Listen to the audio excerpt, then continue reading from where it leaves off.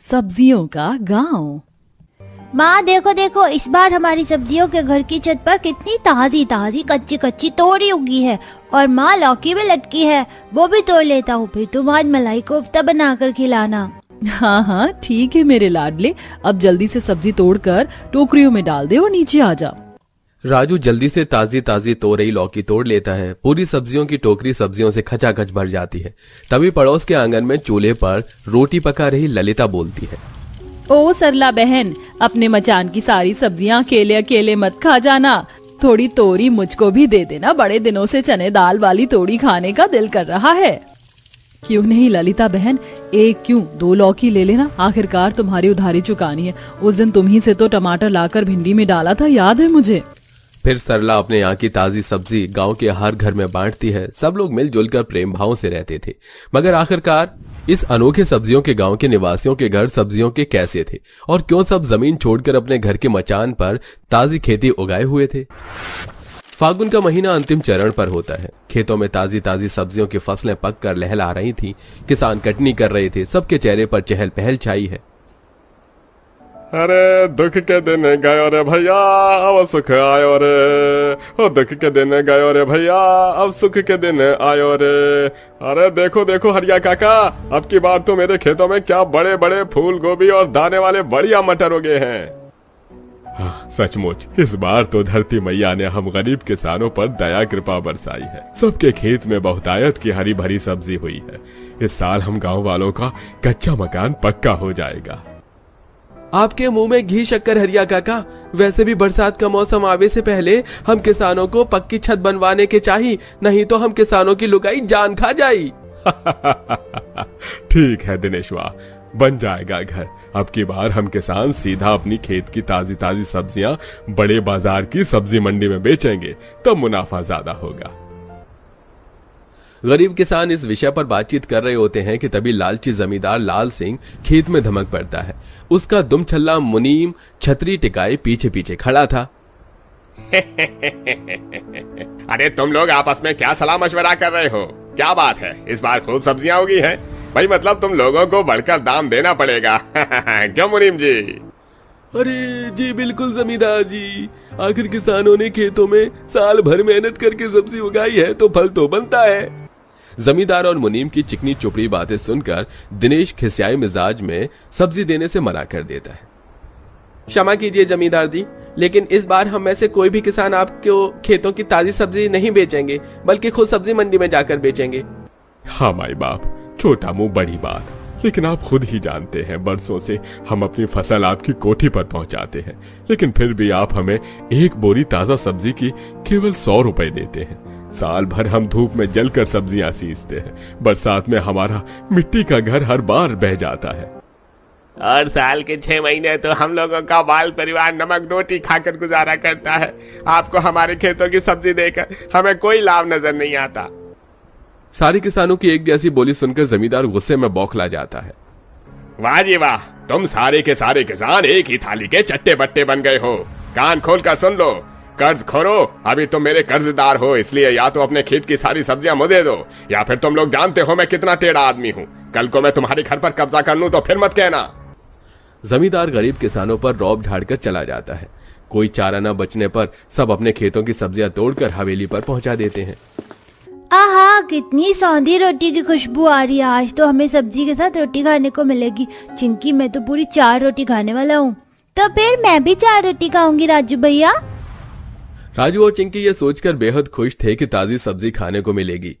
सरला निराश होकर सूखी रोटी और नमक परोसती है।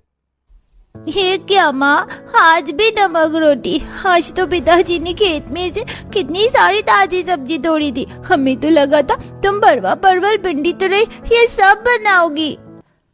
बच्चों, हर बार की तरह जमींदार ने तुम्हारे पिताजी के खेतों की सारी सब्जी हड़प ली, यही खा लो। दोनों मुंह लटकाकर मन मार कर नमक रोटी खाने लगते हैं। दिनेश डबडबाई आंखों से कहता है, ये नमक रोटी खाना तो हम किसानों के नसीब में लिख गया है। मैं अपने बाल बच्चों को एक टाइम की सब्जी भी नहीं खिला सकता। अब मैंने तय कर लिया है, खेती बाड़ी छोड़कर मैं परदेश जाकर कमाऊंगा। फिर सारे किसान राय बताकर कमाने शहर चले जाते हैं। जैसे इस बात की भनक जमींदार को लगती है तो वो सबकी पत्नियों पर जुल्म ढाता है। अच्छा, तो तुम लुगाइयों ने अपने अपने भगोड़े मर्दों को भगा दिया। कोई नहीं, अब तुम खेती करोगी। जमींदार गांव की सारी महिलाओं का शोषण करके उनसे मुफ्त में खेती करवाता है और बदले में खेत के कानी सड़ी गली सब्जी देता है। हाय पड़ेगी जमींदार को, सारा दिन खेतों में खटने के बाद ये काने बैंगन दिए हैं। हाँ काकी, देखो ना, मुझे भी ढीले ढाले टमाटर दिए हैं। घर जाकर आज ही चटनी बना दूंगी, आज का जुगाड़ हो जाएगा। बाकी जो खराब निकलेगा आंगन में डाल दूंगी, खाद बन जाएगा। ललिता का जुगाड़ तरकीब सुनकर गांव की बाकी औरतें भी सब्जी के छिलके को फेंकने की बजाय खाद बनाने में इस्तेमाल करती हैं। एक दिन गांव में तेज तूफानी बवंडर आता है, जिससे कि कितनों के ही छप्पर गिर जाते हैं और जिनके मिट्टी के मकान, कच्चे मकान होते हैं, वो पूरी तरह नाश हो जाते हैं। बूढ़ी सीता तो छाती पीट लेती है। ए विधाता, क्या तूने हम गरीब गांव वालों के कर्म में सारी जिंदगी दुख भोगना ही लिखा है? इतनी मेहनत करके हम दुख भरी रोटी खाते हैं, अब तूने सर पर से छत भी छीन लिया, हम कहाँ जाएंगे अब? इतने में मुनीम पान चबाते हुए आकर दामन चलाते हुए बोला, अरे भैया बस करो, सीता काकी क्या सवेरे सवेरे रोना ढोना लगाया है। चलो आज लुगाई खेत पर लग जाओ, आज सारी सब्जियां ट्रक में लादकर शहर भिजवानी है। चलो। सब औरतें बाल बच्चों को लेके खेतों में आकर सब्जी तोड़ती हैं। चंट जमींदार चुनिंदा किफायती सब्जियां छटाई करके ट्रक में भर लेता है। चलो ये बाकी की सड़ी सब्जियां तुम अपने आपस में बांट लो, तुम्हारे गरीब परिवार का कोटा पूरा हो जाएगा। जमींदार जी, दया करके हम सबको थोड़े थोड़े पैसे दे दीजिए, हमारे घर टूट गए हैं, मरम्मत करवानी है। एक फूटी कौड़ी नहीं दूंगा तुम सबको।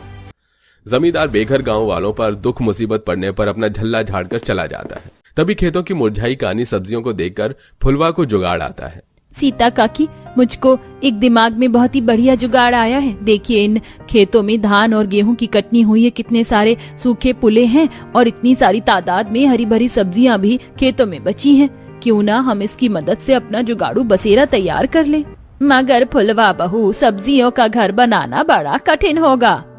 सीता काकी, आसानी से तो कोई चीज नहीं मिलती, मेहनत तो लगती ही है। इस लालची कपटी जमींदार के आगे हाथ फैलाकर भीख मांगने से तो अच्छा है कि हम खुद घर बनाएं। सब औरतें खेतों से धान गेहूं के पुले इकट्ठा करती हैं और कुछ औरतें सब्जी तोड़ती हैं, जिसमें गोभी के चौड़े चौड़े पत्तों का इस्तेमाल करके वो दीवार खड़ी करती हैं। लो जी, हमारा सब्जियों का सुंदर सुंदर दीवार तैयार हो गया, अब छत चढ़ाते हैं। महिलाएं मिलजुल कर जुगाड़ू तरह से हरी भरी सब्जी, पत्ता गोभी, सेफली, साग पात का तंबू जैसा चादर बनाती हैं, जिससे ताजी सब्जियों की टिकाऊ छत तैयार हो जाए। लगभग एक सप्ताह में पूरे गांव के निवासियों का सब्जियों का घर तैयार हो जाता है। पूरा का पूरा सब्जियों का अनोखा गांव बन जाता है। अरे वाह माँ, हमारा ये सब्जी का घर कितना सुंदर है ना, और इसके अंदर कितनी ठंडक है, बिल्कुल भी गर्मी नहीं लग रही। वो इसलिए चिंकी बिटिया, क्योंकि ये सब्जियां जमीन में सींची हुई हैं, इसमें नमी होती है जिससे ठंडक है। मगर माँ, जब ये सब्जी सूख जाएंगी तब हमारा घर टूट जाएगा क्या? राजू, चिंता मत करो, उसका भी जुगाड़ लग जाएगा। सरला के दिमाग में एक नया जुगाड़ आता है। वो अपने छप्पर पर लौकी, तोरई, सेम फली जैसी सब्जी की बेल लगा लेती है और ऐसे ही लगभग पूरा गांव करता है, जिससे उनका जुगाड़ सब्जियों का गांव और अद्भुत और खूबसूरत लगने लगता है। आइए आइए, हरी भरी सब्जियां लीजिए। गरीब दिव्या, जो कि मेहंदीपुर नाम के एक छोटे से गांव में रहती थी और सब्जियां बेचकर अपना गुजारा किया करती थी, लेकिन उस दिन जब दिव्या सड़क पर सब्जियां बेच रही होती है कि तभी वहां पर एक आलीशान गाड़ी रॉन्ग साइड चलते हुए आकर उसकी सब्जियों पर चढ़ जाती है और देखते ही देखते वहां पर कई लोग इकट्ठे हो जाते हैं। अरे दिमाग नहीं है क्या गाड़ी चलाने का? अगर बेचारी इस गरीब लड़की के शरीर पर चोट आ जाती तो मेरी मानो तो इस जाहिल पर केस कर दो। जब जेल में चक्की पीसेगा तो सारी अमीरी निकल जाएगी। तभी वह लड़का गाड़ी से बाहर आता है और दिव्या के पास जाकर उससे पूछता है, आप ठीक तो है ना? आपको कहीं चोट तो नहीं आई? चलिए मैं आपको अस्पताल लेकर चलता हूँ। दूर हटिए, मैं ठीक हूँ, मुझे कुछ नहीं हुआ है, मुझे मेरी सब्जी समेटने दीजिए। अब दिव्या अपनी बिखरी हुई सब्जियों को उठाकर अपने घर चली जाती है। वहीं दूसरी तरफ शेखर के दिमाग से वह लड़की निकल ही नहीं रही थी। अब आए दिन शेखर उसका पीछा करने लगता है। तभी उसके घर के पास आकर वो खड़ा होकर उसे देखता रहता है। तो कभी जब वह सब्जियां बेचती तो दूर बैठा उसे देखता रहता। तभी एक दिन दिव्या उसके पास जाकर, अब क्या चाहते हो तुम? क्यों मेरा पीछा कर रहे हो? मैं तुम्हें परेशान नहीं करना चाहता दिव्या, लेकिन प्लीज तुम मुझसे मदद ले लो। मैं जानता हूँ कि मेरी वजह से तुम्हारा बहुत नुकसान हो गया है। अब शेखर के इतना कहने पर दिव्या उससे कुछ पैसे ले लेती है, लेकिन इसी बीच जब वह दिव्या का पीछा कर रहा था वह दिव्या को पसंद करने लगा था। अब आए दिन दिव्या वहां सब्जी बेचा करती थी, वहां शेखर पहुंच जाया करता था और घंटे से बातें करता। अब देखते ही देखते वह दोनों एक दूसरे को बेहद पसंद करने लगे थे। तभी एक दिन शेखर अपने प्यार का इजहार दिव्या से करता है।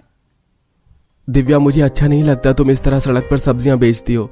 36 लोग तुम्हें देखते हैं, इसलिए मैं तुमसे शादी करना चाहता हूँ और हमेशा के लिए तुम्हें इस काम से दूर करना चाहता हूँ। मुझ गरीब को तुम्हारा महलों में रहने वाला परिवार स्वीकारेगा? शेखर हार नहीं मानता और वह लगातार दिव्या को मनाने में लगा रहता है और एक दिन दिव्या उससे शादी करने के लिए मान जाती है और दोनों ही मंदिर में शादी कर लेते हैं, जिसके बाद शेखर दिव्या को अपने महल में लेकर जाता है। बाप रे, इतना बड़ा महल, ये किसी ताजमहल से कम नहीं है। हाँ, और अब ये महल तुम्हारा ससुराल है और तुम इस महल जैसे ससुराल की बहू। अब शेखर दिव्या को लेकर महल के अंदर आता है। अरे बेटा, किसी मंदिर में गया था क्या? इतना बड़ा टीका और ये गले में माला वाला पहना हुआ है। तभी शेखर बगल से दिव्या का हाथ खींचकर उसे सामने लेकर आता है। हाँ माँ, गया तो मंदिर ही था, लेकिन इस बार मंदिर से प्रसाद नहीं बहू लेकर आया हूँ। आपके लिए मैंने